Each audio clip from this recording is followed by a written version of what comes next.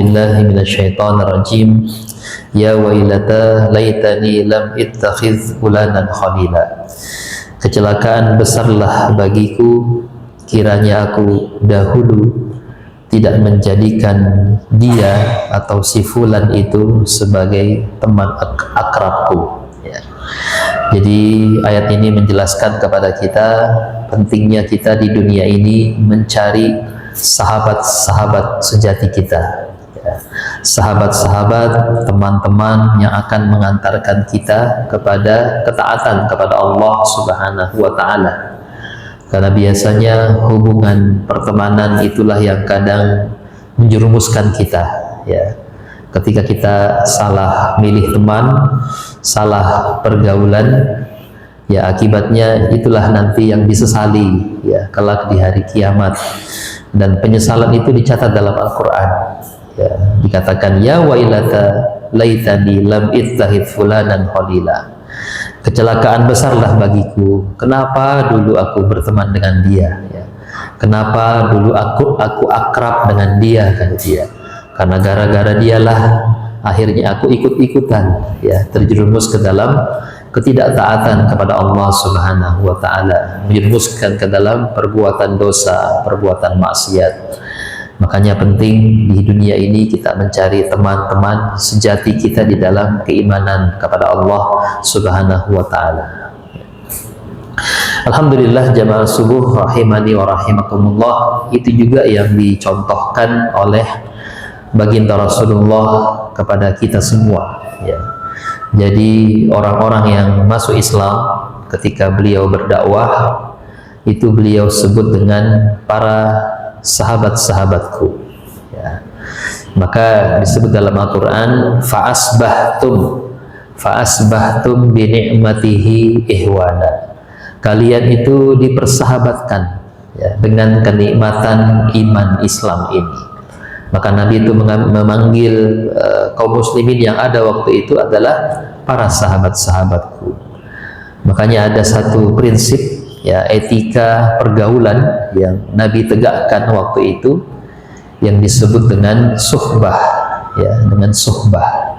Artinya satu pertemanan, hubungan yang sangat erat, yang lekat, yang diikat satu pemahaman yang disebut dengan persahabatan atau dengan suhbah, ya. Fa'asbahtum bi ni'matihi ihwana. Alhamdulillah jamaah rahimani wa rahimakumullah, ada banyak sahabat Nabi, ya.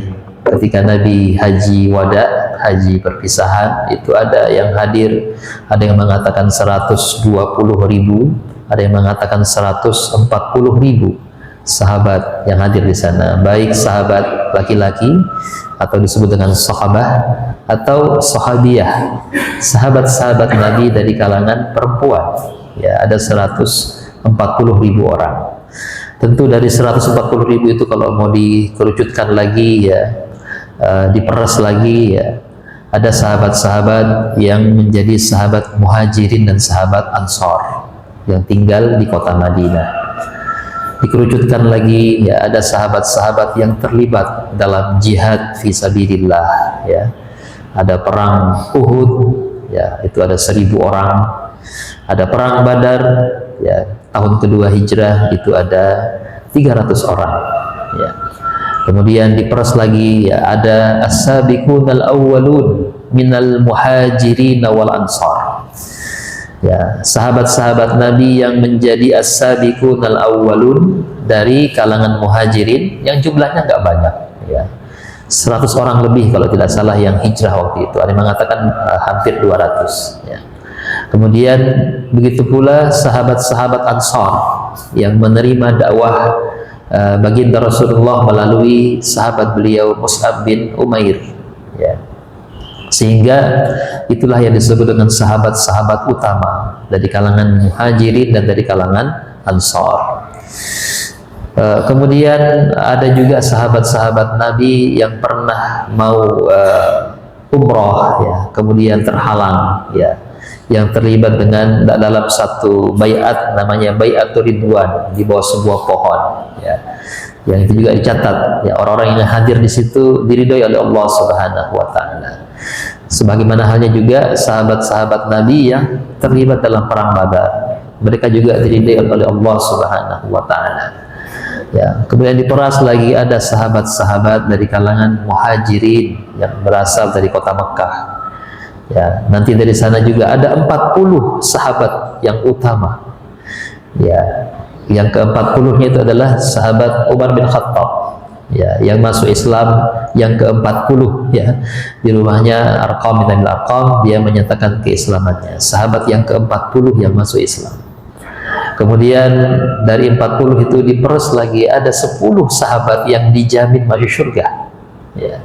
Yang dijamin oleh baginda Rasulullah masuk ke dalam surga. Ada Abu Bakar, Umar, Utsman, Ali, Talhah bin Ubaidillah, Abu Ubaidah bin Jarrah, Abdurrahman bin Auf, Sa'id bin Zaid, ya, Zubair bin Awwam, dan seterusnya. Ada 10 orang sahabat yang Nabi menjanjikan mereka itu masuk ke dalam surga. Dari 10 diperas lagi menjadi 4. Ya, Abu Bakar, Umar, Utsman, Ali. Yang kalau Ramadan nanti itu disebut-sebut ya namanya di sela-sela tarawih gitu ya, untuk ingatkan kita bahwa ada para khalifah-khalifah Rashidah, para pemimpin-pemimpin yang mendapatkan petunjuk dari Allah Subhanahu wa taala.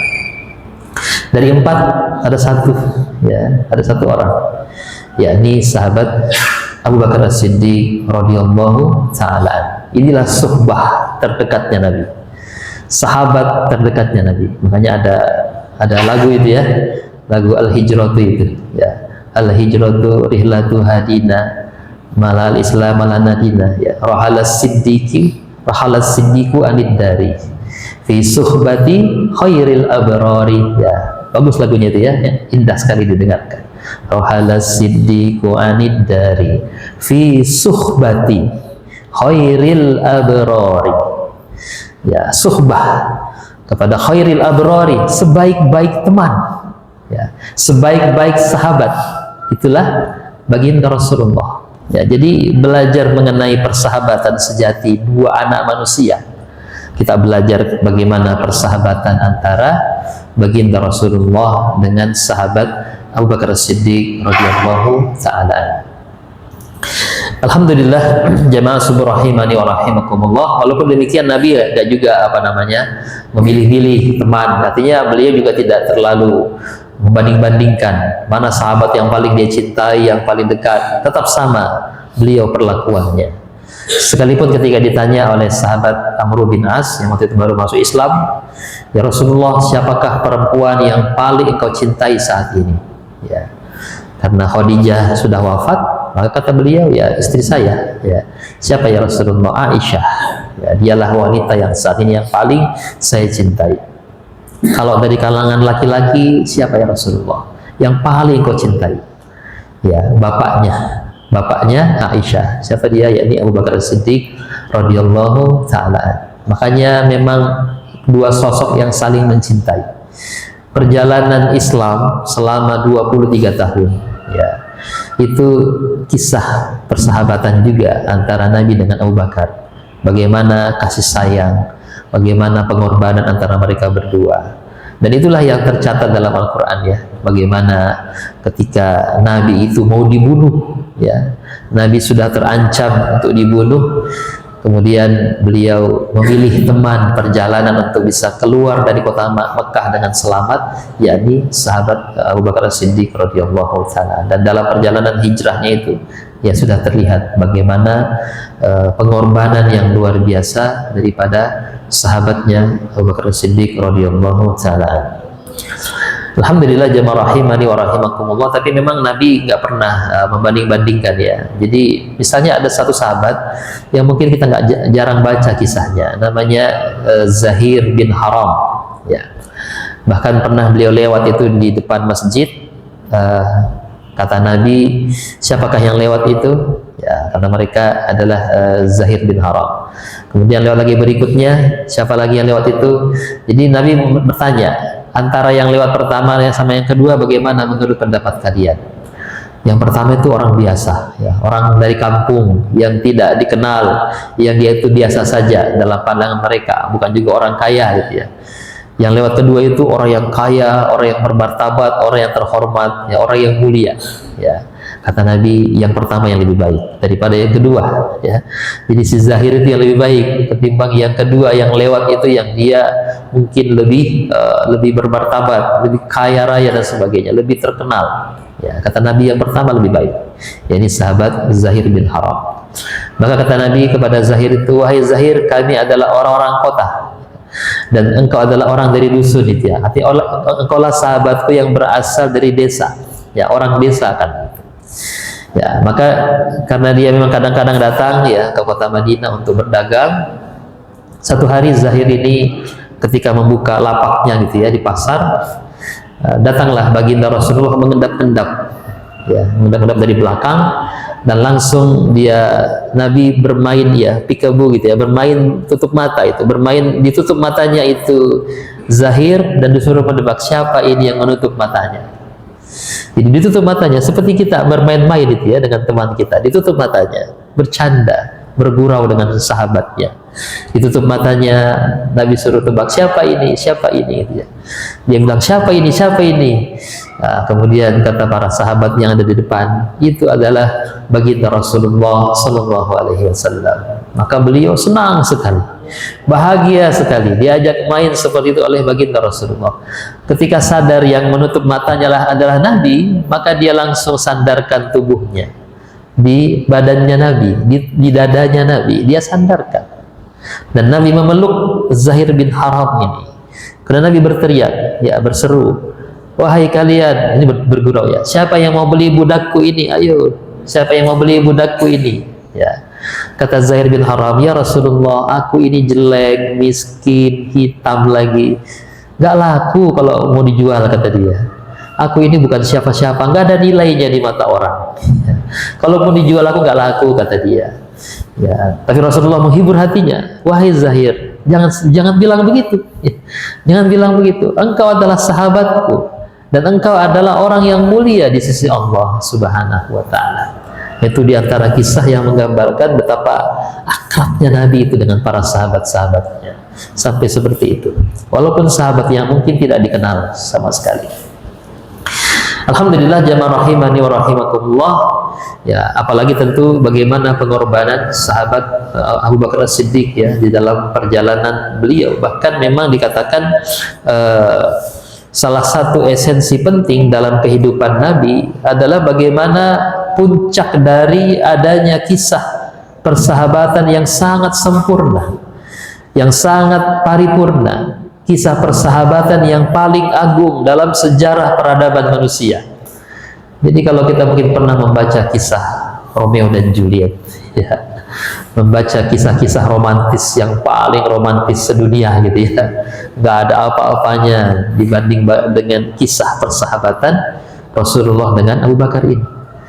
Ya, bukan kisah cinta platonik antara laki-laki dan perempuan, tapi kisah persahabatan yang luar biasa.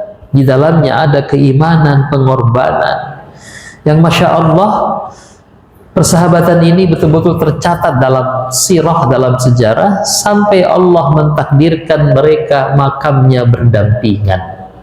Ya, kalau kita ke Raudhah, kita tahu bahwa di dalamnya itu ada makamnya Nabi, Abu Bakar dan Umar. Ya, di sampingnya Nabi siapa? Bukan istrinya. Ya. Bukan anaknya. Kalau kita kan berpesan, nanti di samping istri saya ya, di samping anak saya ya, dimakamkan itu. Ini Allah mentakdirkan di sampingnya Rasulullah adalah sahabat sejatinya, suhbah terbaiknya, yakni sahabat Abu Bakar As-Siddiq radhiyallahu taala. Ya. Dan kisah persahabatan atau suhbah ya antara Abu Bakar dengan Nabi ini adalah cerita yang paling indah. Cerita yang paling agung tentang bagaimana indahnya sebuah persahabatan. Bukan persahabatan dalam bisnis, usaha, atau apa gitu ya. Tapi persahabatan dalam iman. Di dalam memperjuangkan agama ini. Ya, itulah persahabatan yang paling indah. Bahkan dikatakan memang mereka berdua ini bersahabat sejak kecil. Teman sepermainan. Kan hanya beda setahun 2 tahun itu ya antara Nabi dengan Abu Bakar. Bahkan dikatakan ketika Nabi itu berada di perkampungan Bani Sa'ad, Bani Sa'diyah, untuk disusukan ya di usia mbak masih kecil itu ya, masih bayi bahkan sampai usia 4 tahun. Di sana juga ada Abu Bakar. Ya, Abu Bakar juga sedang disusukan juga. Jadi tumbuh kembangnya bareng dengan Nabi, teman mainnya Nabi sejak kecil ternyata. Sehingga terus nanti ternyata bukan hanya dari sejak kecil sampai nanti dewasa bersama-sama, sampai bahkan nanti wafatnya kan begitu, bahkan makamnya pun berdampingan. Ya, kisah persahabatan yang luar biasa. Mungkin kita bertanya-tanya, kira-kira apa yang membuat Abu Bakar itu punya posisi yang betul-betul mulia di sisi Nabi, menjadi sahabat terbaiknya Nabi? Bayangkan orang yang paling dicintai oleh khairu khalqillah, ciptaan terbaiknya Allah, ya, makhluk terbaiknya Allah, ya, Abu Bakar itu. Ya, makanya Nabi pernah mengatakan, ya, ini bentuk pujian yang luar biasa kepada Abu Bakar. Andaikan imannya seluruh kaum muslimin ini ditimbang, imannya seluruh orang yang beriman seluruhnya, ya, itu ditimbang dengan imannya Abu Bakar, masih lebih berat imannya Abu Bakar.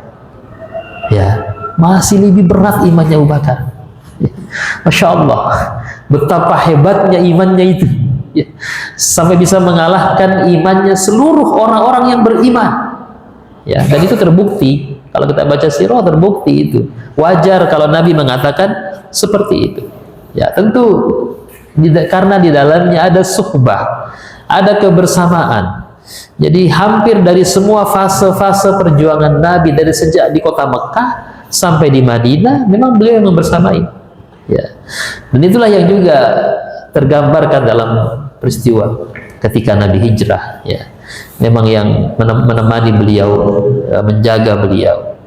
Ya, sehingga suhbah atau persahabatan itu sesungguhnya kalau kita miliki dengan teman kita, saudara kita, itu bisa menguatkan iman kita, bisa mengakselerasi iman kita. Yang penting tidak salah pilih teman. Ya, kita cari teman yang juga bagus ibadahnya, soleh orangnya, maka itu akan berpengaruh kepada iman kita. Ya, dan itulah yang tergambar pada diri Sayyidina Abu Bakar Siddiq radhiyallahu taala. Jadi pernah Nabi itu bersama dengan para sahabat-sahabatnya berkumpul ya di berhalaqah ya di masjid. Waktu itu Nabi ditanya, ya Rasulullah, kalau ada 3 hal yang paling kau sukai itu apa? Ya, kata Nabi, yang pertama aku suka pakai parfum, ya, yang kedua aku senang sholat, ya, yang ketiga aku senang berkumpul dengan keluargaku, quality time dengan keluarga. Biasanya di waktu sore itu Nabi berkumpul dengan keluarganya. Lalu kemudian Nabi bertanya kepada Abu Bakar. Jadi ditanya satu persatu ya. Nah, yang paling pertama adalah Abu Bakar. Abu Bakar, kalau ada 3 hal yang paling kau sukai di dunia ini itu apa? 3 hal saja, kok nggak boleh lebih. Ya. Apa kata Abu Bakar? Yang pertama, ya Rasulullah, aku paling senang, paling suka memandangi wajahmu ya Rasulullah. Yang pertama, memandangi wajah sahabatnya. Ya. Jadi sahabat terbaik itu yang suka memandang wajah sahabatnya kan itu ya. Bukan karena kecintaan kepada fisik, tapi karena takjub dengan akhlak, dengan keimanan, derajat yang mulia di sisi Allah Subhanahu wa taala. Memang Nabi kan juga orangnya ganteng gitu ya. Makanya di antara sahabat-sahabat itu mengatakan, kami itu kalau merasakan galau, merasakan risau, ada masalah kehidupan di rumah gitu ya, bertengkar dengan istri, mungkin uang lagi habis atau hampir depresi, nggak perlu ke psikiater gitu ya. Mereka cukup datang ke masjid untuk apa? Memandangi wajahnya Nabi. Itu menjadi obat bagi mereka, ya, memandangi wajahnya Nabi. Maka Abu Bakar pun juga begitu. Apa yang paling disukai di dunia ini? Yang pertama, memandangi wajahmu ya Rasulullah. Ya, Masya Allah. Yang kedua, ditanya lagi, yang kedua apa Abu Bakar? Yang kedua, ya Rasulullah, aku suka menghabiskan hartaku untuk membantu perjuangan agamamu ya Rasulullah. Itu terbukti, ya. Jadi betul-betul dihabiskan hartanya, uangnya sejak di kota Mekah, ya. Hampir semua rata-rata budak-budak itu yang hampir mati disiksa itu diselamatkan oleh Abu Bakar. Dan bukan uang sedikit itu, menebus Bilal, menebus Amir bin Fuhairah, ya, banyak sekali budak-budak itu yang ditebus oleh beliau, dibebaskan dimerdekakan, bukan dibeli untuk menjadi miliknya, tapi dimerdekakan, dibebaskan. Dan itulah yang ditempuh oleh Abu Bakar. Jadi sejak dari kota Mekah pun, ketika belum ada memberikan harta untuk jihad fisabilillah, beliau sudah berikan hartanya untuk membantu kaum muslimin yang sedang teraniaya waktu itu, membantu sahabat-sahabat Nabi yang sedang teraniaya, sampai ada yang wafat kan itu waktu itu karena terbunuh. Ada Ammar bin Yasir, ada Sumayyah, ada ayahnya Yasir kan, ayahnya Ammar, karena dia bukan budak yang nggak bisa ditebus, kemudian hanya mereka terbunuh, dibunuh oleh Abu Jahal. Ya, mereka adalah kelompok masyarakat Arab yang rendah nasabnya, martabatnya gitu ya, tapi nempel di Bani Mahzum, sehingga ya dibunuh oleh Abu Jahal. Ya, tapi kalau yang budak-budak itu yang sudah hampir mati kehausan, ya mati disiksa, itu ditebus oleh Abu Bakar. Bahkan mereka sengaja menyiksa itu agar ditebus oleh Abu Bakar itu, ya. Sengaja disiksa budaknya itu supaya nanti datang Abu Bakar yang menebus itu budaknya yang dia siksa itu, kalau nggak mau pindah ke agama berhala, ya. Nah, itu memang dihabiskan hartanya. Bahkan ketika hijrah bersama Nabi, dibawa semua hartanya, nggak ada yang tersisa. Sampai bapaknya itu Abu Quhafah, ya, bapaknya itu bertanya kepada cucunya Asma binti Abu Bakar, istri daripada Az-Zubair bin Awwam. Ya, dia tanya kepada Asma, cucuku, adakah uang yang ditinggalkan bapakmu ini? Mau makan apa kita ini kalau nggak ada uang yang ditinggalkan? Hanya kemudian cari akal ini, ya, cari cara bagaimana meyakinkan kakeknya ini bahwa masih ada uang. Dia keluar, dia kumpulkan batu-batu, dan dia hambur di atas, ya kayak di atas meja gitu, dihambur perang gitu, ya. Ini masih banyak uang. Kan bapaknya waktu itu sudah buta, sudah nggak bisa melihat, lagi, sehingga dikerjai sama cucunya. Ini masih banyak ini. Padahal itu batu yang dilempar. Artinya bahwa dibawa semua uangnya itu waktu itu untuk menemani Nabi untuk hijrah ke kota Madinah. Sampai bahkan nanti sampai di kota Madinah pun juga begitu. Ketika perang Jaisul Ushrah, disuruh untuk bersedekah untuk jihad perang itu, di saat waktu itu musim kering dan kurma belum panen, sehingga nggak ada uang, susah uang waktu itu, kurmanya belum panen, ya masih lama gitu ya. Sementara ini mau menghadapi pasukan Romawi dan jumlahnya banyak, ratusan ribu ini pasukan Romawi, sehingga membutuhkan dana yang besar. Nabi menyuruh untuk berinfak walaupun hanya sebiji kurma kan ya. Maka Abu Bakar datang menghadap kepada Nabi, ya, menyerahkan seluruh hartanya, seluruh harta yang dia miliki diserahkan untuk jihad fisabilillah. Kemudian kata Nabi kepada Abu Bakar, wahai Abu Bakar, adakah yang engkau sisakan untuk keluargamu, anak dan istrimu? Adakah yang engkau sisakan? Ada ya Rasulullah. Tenang aja, ada. Apa yang disisakan? Kayaknya sudah semuanya ini. Allah dan Rasulnya yang aku sisakan untuk keluargaku. Luar biasa. Terbukti kan dia bahwa memang beliau itu enggak tanggung-tanggung kalau untuk mensupport perjuangan agama yang diemban oleh sahabatnya ini. Ya, dihabiskan semuanya. Jadi kan ya ada keyakinan pasti Allah akan mengembalikan, membalas itu, akan ya kembali lagi uang itu, harta itu pasti kembali kan ya, dalam bentuk yang lain.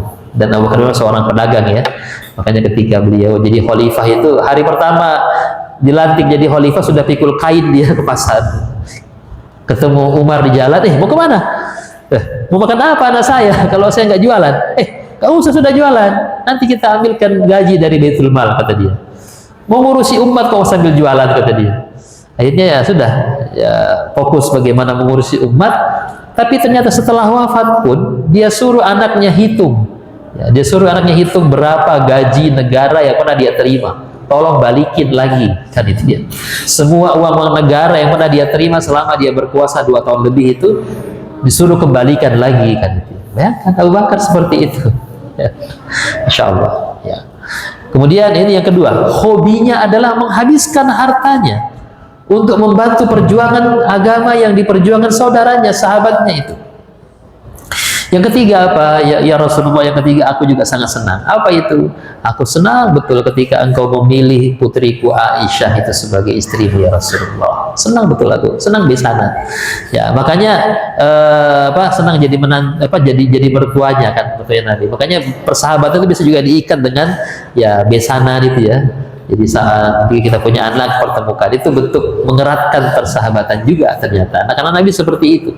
Nabi menikahi putrinya Umar, ya. Nabi menikahi putrinya Abu Bakar, ya. Dan Nabi menikahi Sayyidah Aisyah, ya, sebagai putri beliau, sebagai istri beliau. Dan kan ada ceritanya itu, Aisyah kan orang yang sangat cerdas, yang sangat pintar. Abu Bakar nggak pingin ini anaknya nikah sama sembarang orang, pokoknya harus khusus ini suaminya kan. Maka dia coba jajaki, ya, dia datangi pertama Umar dulu. Ya, Umar, ini anak saya ini harusnya nikah sama engkau ini karena dia cerdas, engkau juga cerdas itu ya, jadi sebaiknya nikah sama engkau. Kata Umar, saya ini sebenarnya lagi nunggu-nunggu juga. Saya naksir, saya ingin menikah dengan anaknya Rasulullah gitu ya, Fatimah waktu itu dia yang ingin beliau lamar itu ya. Ya, jadi dia ingin menikahi Fatimah dulu ya. Maka waktu itu agak kecewa juga Abu Bakar ya. Ya, nawarkan anaknya untuk menjadi istrinya, malah ditolak gitu ya. Ya, kecewanya. Kemudian ditawarkan kepada Utsman. Utsman, ini ada anak saya ini, Aisyah. Barangkali kau berkenan menjadi suaminya kan itu ya. Karena kan sudah baru ditinggal wafat ya oleh istrinya kan, Ruqayyah waktu itu.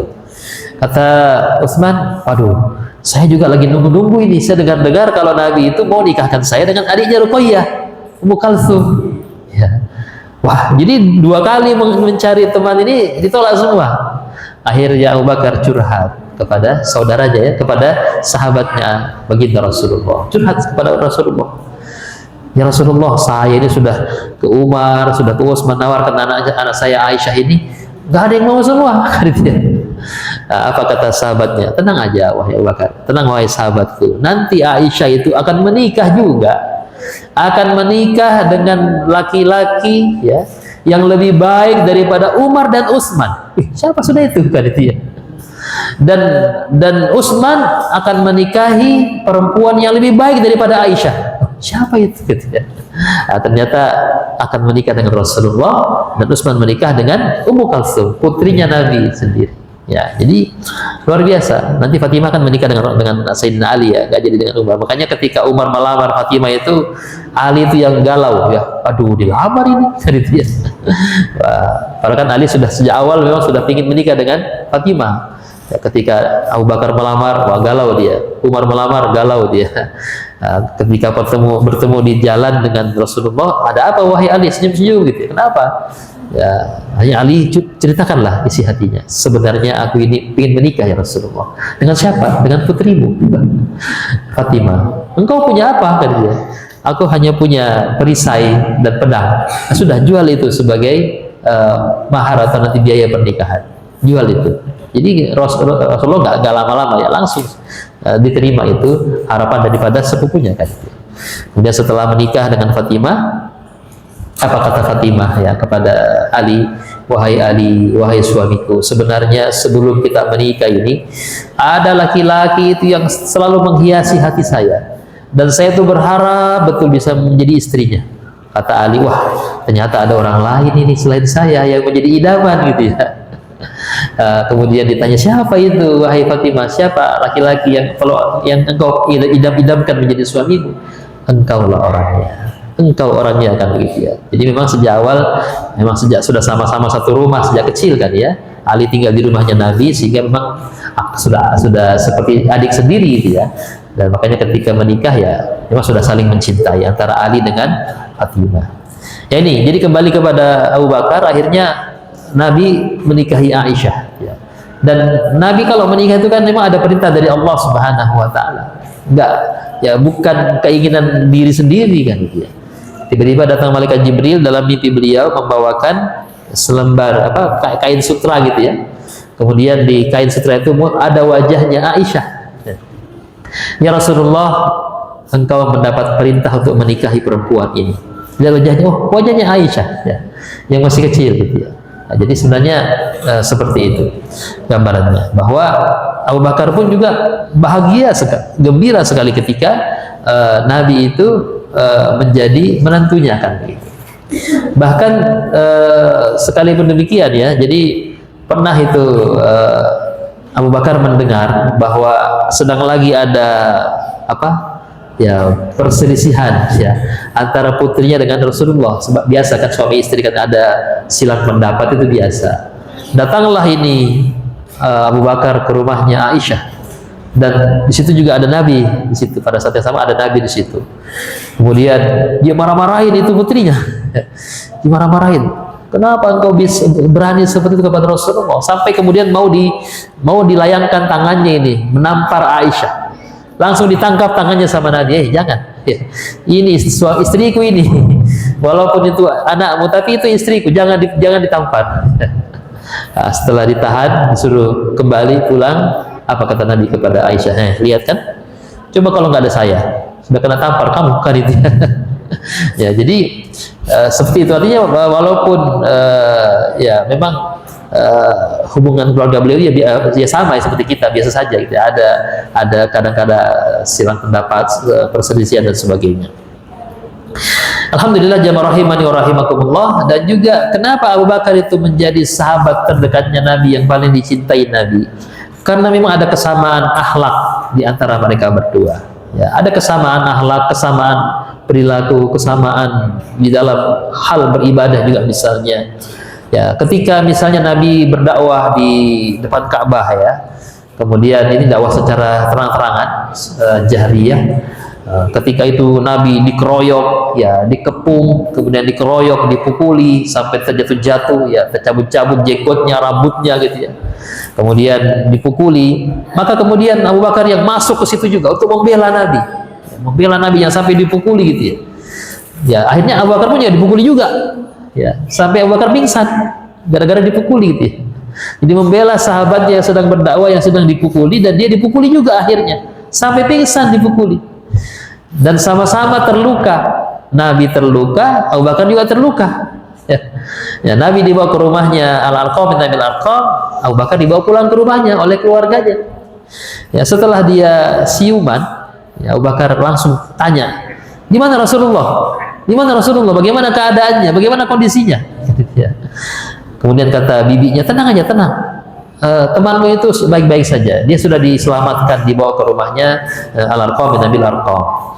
Ketika itu dia langsung mau berdiri, ya, mau ke sana, mau ngecek betulkah Nabi itu baik-baik saja, betulkah sahabatnya itu sedang tidak terluka parah dan sebagainya. Ketika dia mau berdiri, dia terjatuh lagi kan itu ya, karena nggak sanggup untuk berdiri, karena kan masih dalam kondisi lemah gitu ya. Kemudian, "Tenang saja wahai Abu Bakar, sahabatmu itu aman-aman saja." Apa kata dia? "Demi Allah, aku tidak akan makan dan minum sebelum aku melihat wajahnya Rasulullah Sallallahu Alaihi Wasallam."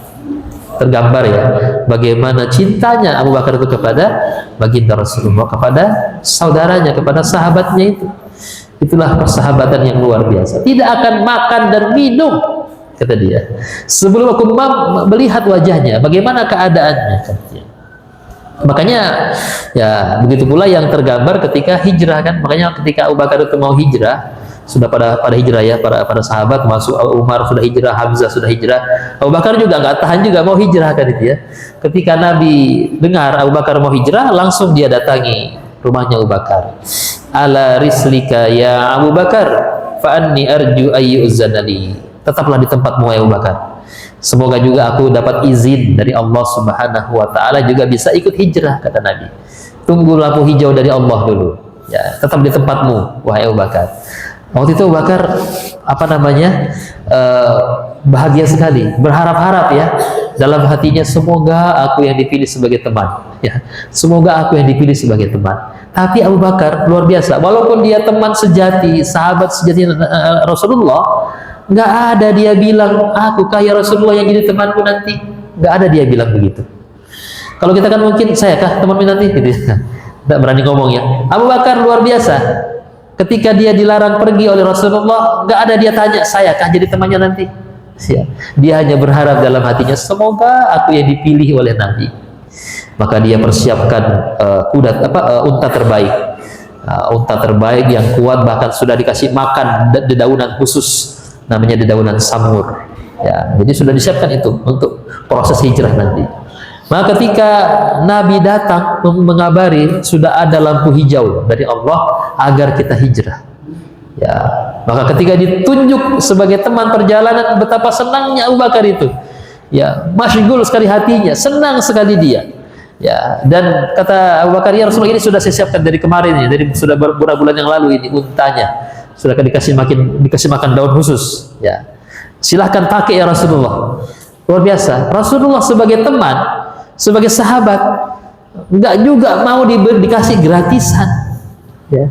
Kalau kita kan, wah, karena dia teman kita, senang dikasih gratis kan? Ya kan, teman saya, sahabat saya, nggak apa-apa diambil lah yang gratis ini. Rasulullah nggak mau. Berapa harganya, Abu Bakar? Berapa harga? Harga normal, harga pasar berapa ini untanya?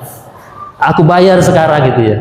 Nabi tebus bayar itu harga unta, nggak mau dia gratisan untuk dipakai hijrah bersama dengan Abu Bakar As-Siddiq radhiyallahu taala. Ya, maka ketika Rasulullah datang mengabari bahwa Abu Bakar yang dipilih, ini testimoni daripada Aisyah ya.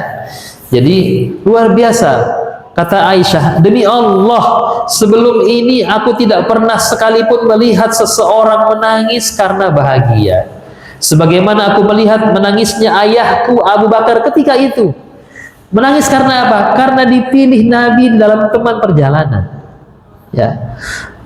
Menangis bahagia sekali. Ya. Padahal itu kan bukan perjalanan yang main-main.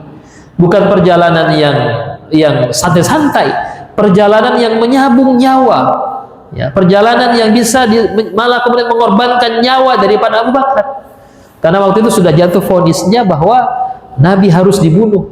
Ketika lolos dari penyergapan di rumahnya kan sudah ada sayembara, siapa yang bisa menangkap Nabi Muhammad itu hidup-hidup atau mati, 100 ekor unta bayarannya kan itu. Ya, jadi tapi itu disambut oleh Abu Bakar dengan penuh kebahagiaan, dengan tangis bahagia, ya. Seperti dapat hadiah besar itu. Padahal kan menemani seseorang yang itu terancam nyawanya, gitu ya. Ya, dan begitulah yang Abu Bakar berikan ya. Jadi ketika naik ke Gua Thur, Nabi kelelahan, Abu Bakar dikatakan itu memapah beliau, ya, menggendong beliau. Ya, kemudian itu kan guanya sempit sekali ya. Itu guanya hanya bisa dimasuki dengan merayap. Abu Bakar masuk dulu, bersihkan dulu gitu ya. Nah, setelah bersih baru Nabi bisa masuk ke dalam. Dan di dalam pun itu nggak bisa berdiri, hanya bisa duduk saja.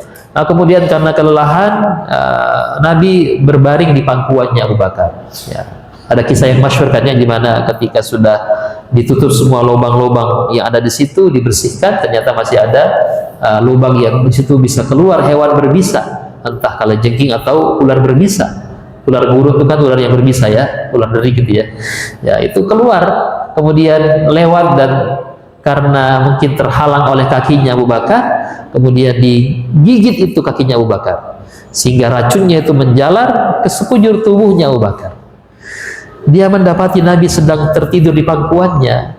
Abu Bakar itu lebih rela memilih dijalari oleh racun ketimbang dia bangunkan sahabatnya yang sedang tertidur di pangkuannya, yang sedang kelelahan tidur di pangkuannya. Dia lebih rela dijalari oleh racun itu di tubuhnya.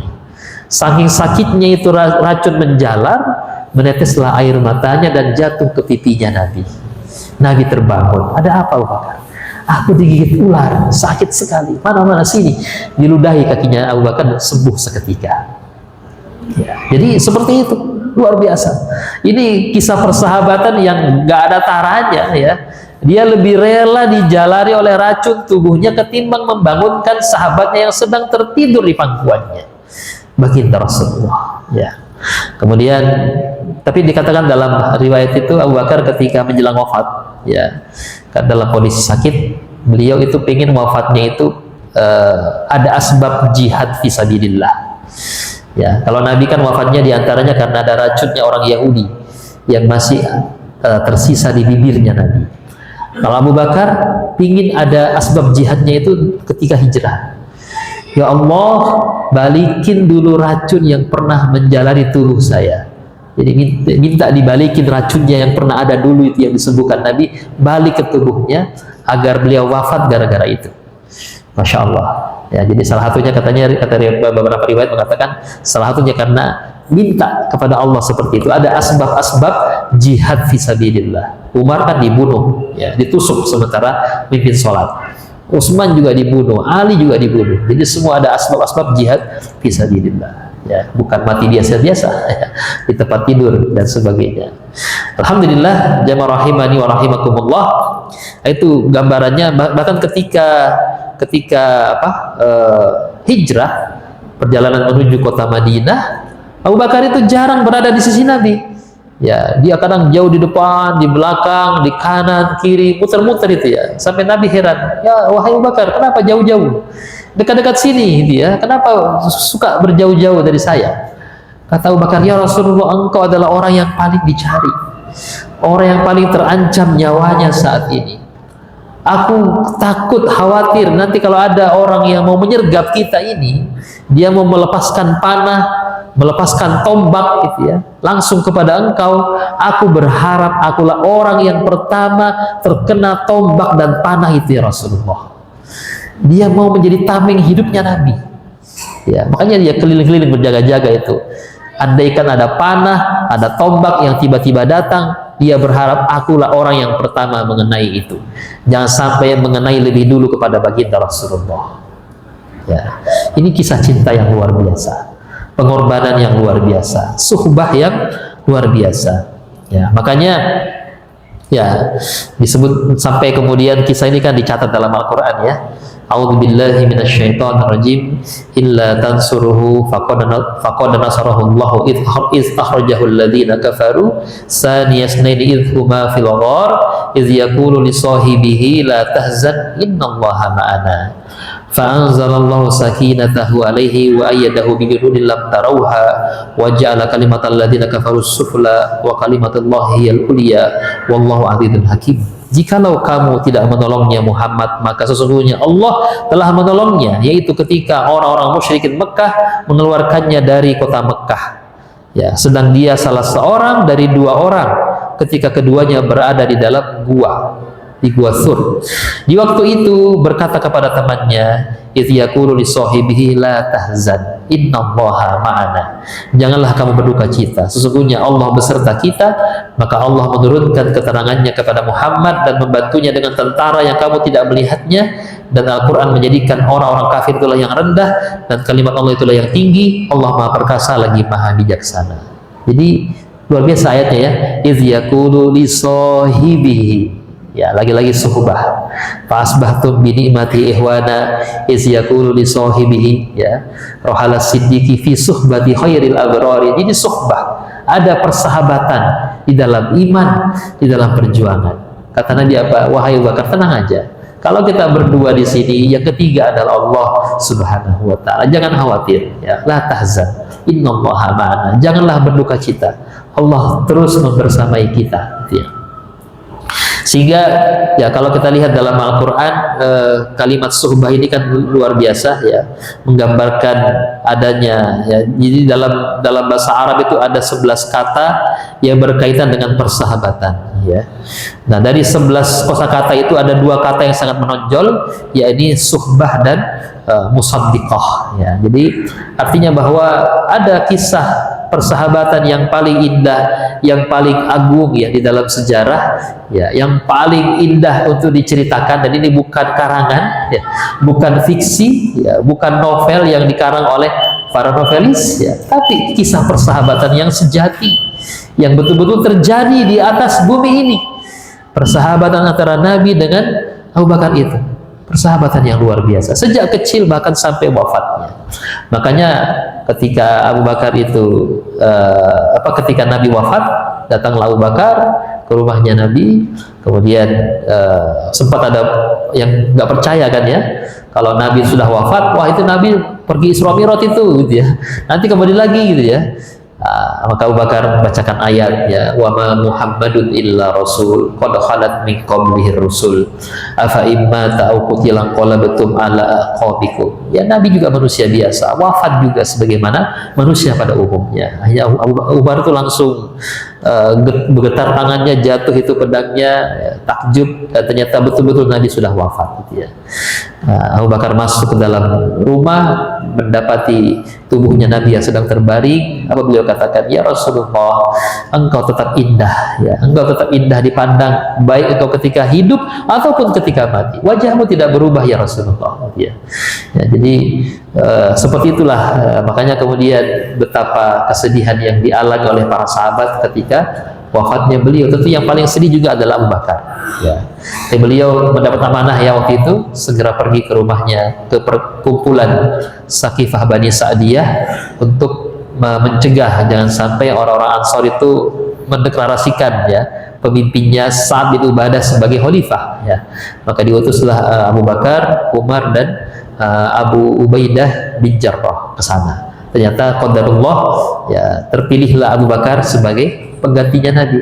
Tentu kan tidak ada sosok yang lebih layak, yang lebih baik setelah Nabi kecuali dia adalah Abu Bakar As-Siddiq radhiyallahu ta'ala. Ya, tentu dari sini kita bisa mengambil pelajaran tentang bagaimana kisah pengorbanan, kisah saling mencintai di dalam keimanan, ketakwaan kepada Allah, sampai Allah mengganjar keimanannya itu lebih berat imannya, ya, daripada iman seluruh orang-orang yang beriman, ya, karena kecintaannya kepada agama ini, kepada Allah, kepada Rasulullah, maka dia berikan semuanya untuk memenangkan agama ini. Itulah yang dicontohkan oleh Sayyidina Abu Bakar As-Siddiq radhiyallahu ta'ala. Dan kisah persahabatan ini tentu pelajaran yang luar biasa. Ada yang mengatakan lebih susah mencari sahabat sejati ketimbang mencari cinta sejati, katanya begitu ya. Lebih susah katanya mencari sahabat sejati. Kita kadang berteman, bersahabat dengan orang bertahun-tahun ya, ternyata kita malah dihianati. Itu biasa begitu ya, malah dihianati, malah ditipu dan sebagainya. Itu terjadi pada manusia pada umumnya. Tapi persahabatan yang sejati itu di dalam iman, di dalam perjuangan memenangkan agama ini. Barangkali demikian yang bisa kami sampaikan, kurang lebihnya kami mohon maaf. Subhanaka la ilma lana illa ma 'allamtana innaka antal alimul hakim. Assalamualaikum warahmatullahi wabarakatuh.